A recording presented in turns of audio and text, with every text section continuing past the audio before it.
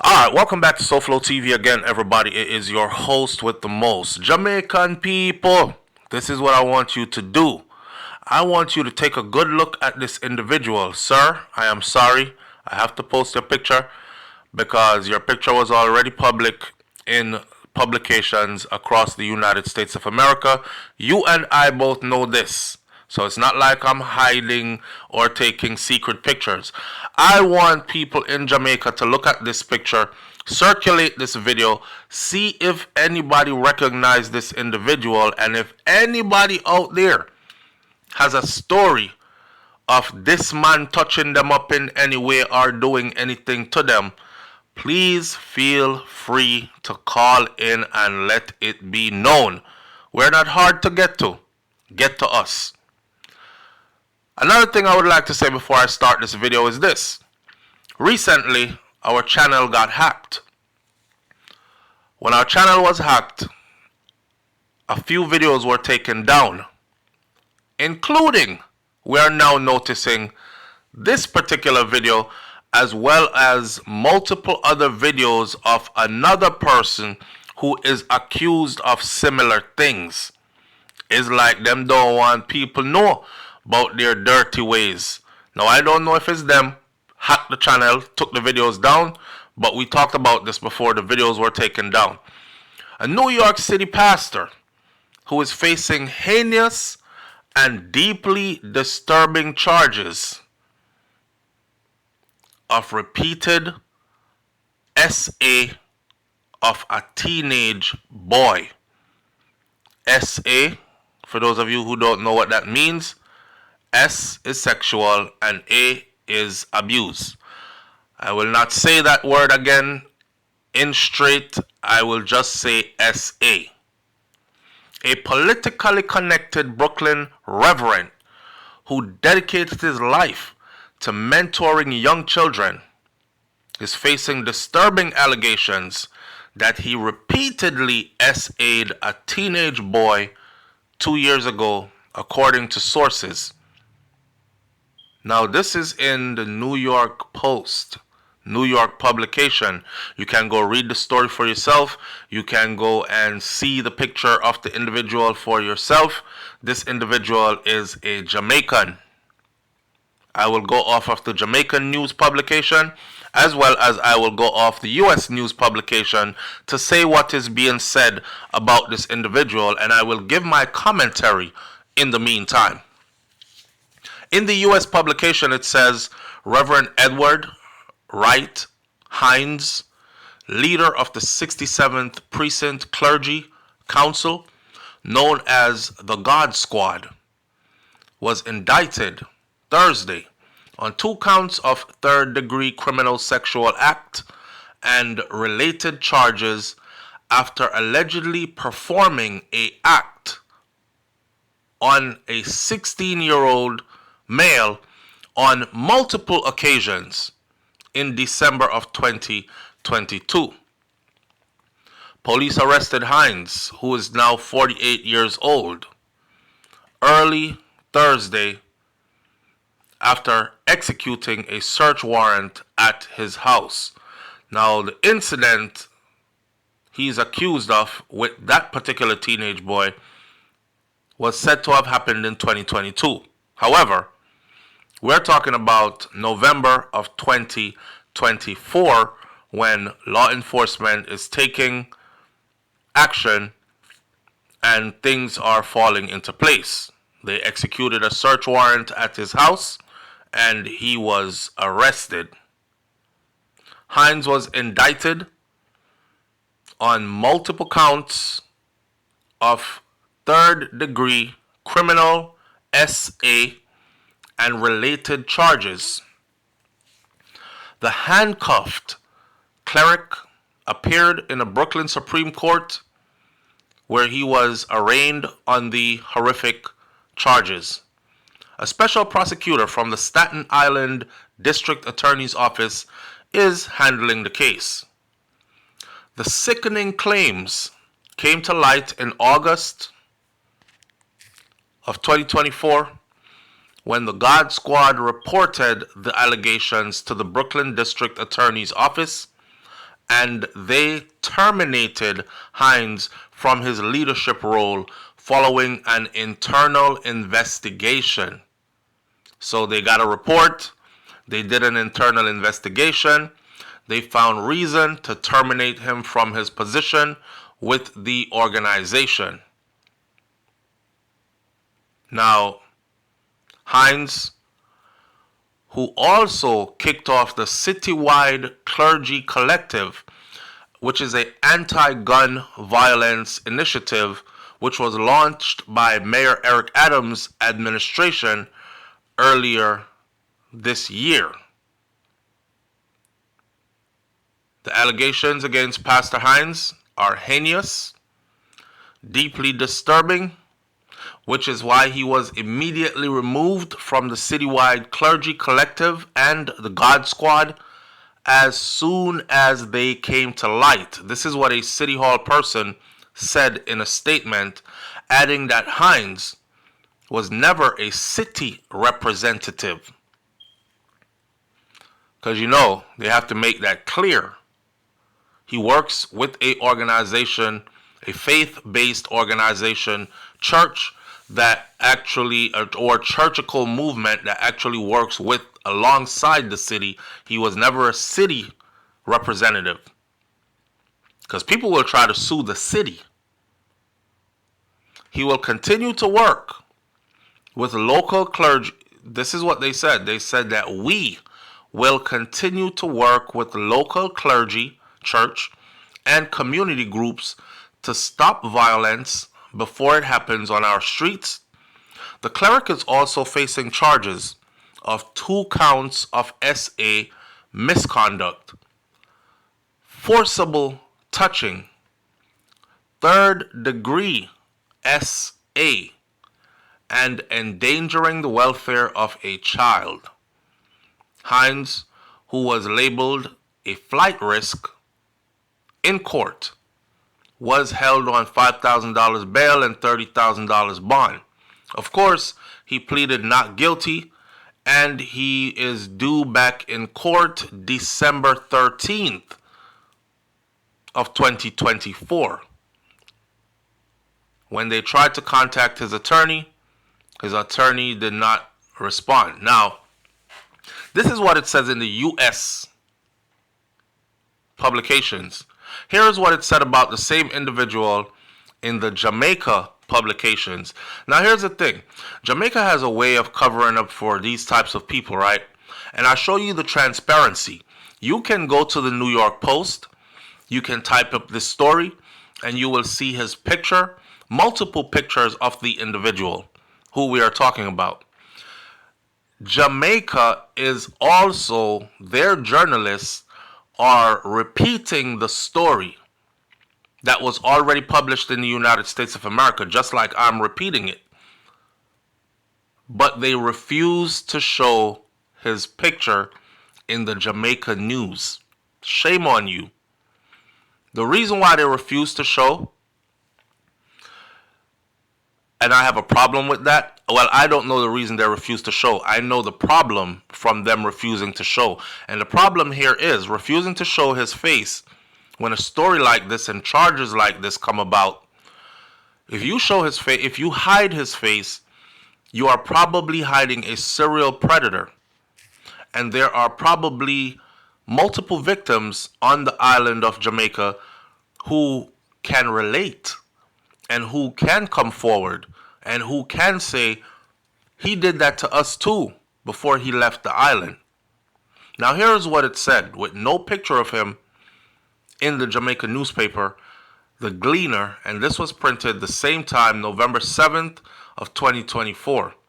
It says, a Jamaican-born, Brooklyn-based pastor, Reverend Edward Richard Hines, has been arrested in New York by New York police on sex crime charges.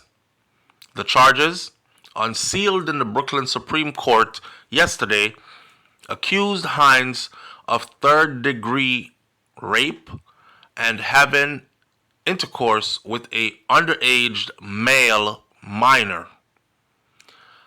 According to information reaching the Gleaner in Jamaica, Hines migrated to the United States of America, left Jamaica, and went to live in the U.S. back in 2010.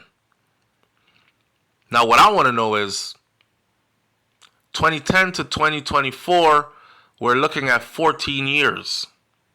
So if he is 41 or 40 something years old, and we're talking about 14 years ago, he was late 20s, or early 30s when he left Jamaica, right? Which means quite a high possibility that he might have some victims in Jamaica. This is why it's important to me to show his face. Now, your face is already all over the news, so don't get mad at me. Now, if you did nothing and nobody comes forward, then so be it. Now, according to information reaching the Jamaica Gleaner, it says that he migrated to the United States of America in 2010. The divorced father is reportedly from the Grand Spend community in St. Andrew. He's divorced. And he has children, or a child. Hines has been indicted on SA charges for an appropriate relationship or an inappropriate relationship with a teenager. Law enforcement sources have told the Daily News and the New York Post and other major news entities in the United States of America. The pastor, who is the executive director of the 67th Precinct Clergy Council, known as the God Squad, when he appeared in the Brooklyn Supreme Court, the indictment was reportedly disclosed.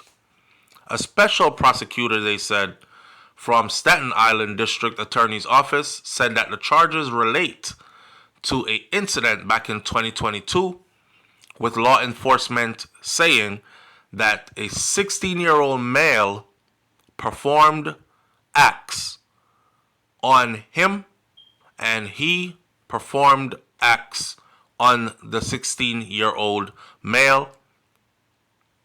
They performed acts on each other on Christmas Eve. Hines is the youth pastor at the Rugby Deliverance Tabernacle on Snyder Avenue in Brooklyn, New York. The God Squad holds a $10.5 million contract with city agencies, and Hines has been involved in multiple programs that have been launched by Mayor Eric Adams' administration. Stop the violence with guns. I guess he was like a community activist, a youth leader. You know, I tell people all the time, these persons who have this type of interest in minors, they will work themselves into a position just so they have trust and access to these minors. We trust nobody more than Pastor. Oh, leave your child with Pastor. Pastor is having a youth fellowship group meeting. You can run off and conduct some business and come back. Your child will be amongst the other children. You know, they're going to be singing, reading Bible verses, and then doing a few godly things. And before you know it, your trust is earned and Pastor is violating. And a lot of children are scared to speak because they know how much trust their parents put into Pastor. I watched a video about the most notorious pedophile in the United States of America. It was a documentary, and they did the documentary seeking to get into his mind, seeking to figure out how he works, how he operates. And he told an elaborate story, detailed, about how he would choose communities that were impoverished. And in these impoverished communities, you would find more single mothers than anywhere else. And then, of course, he said he would watch the children and he would pick the ones out of the groups who looked like they had the least self-confidence, who looked like they were the least provided for or taken care of materially. Everybody else gets new shoes going back to school. Here's this child in a busted up pair of sneakers on the first day, first week of a new school term. That tells him that the mom is struggling financially and can't afford. So he would follow that kid to the mom, and he would make contact with the mothers, and he would gain their trust. Then he would start buying the child things. So the child confidence goes up because the child is now able to look good like everybody else. I got new shoes on, I got new clothes, new bag, new this, new that, and he would work his way in from there. This is not made up. This is somebody who has been convicted, done extensive prison time, who is willing to sit and speak.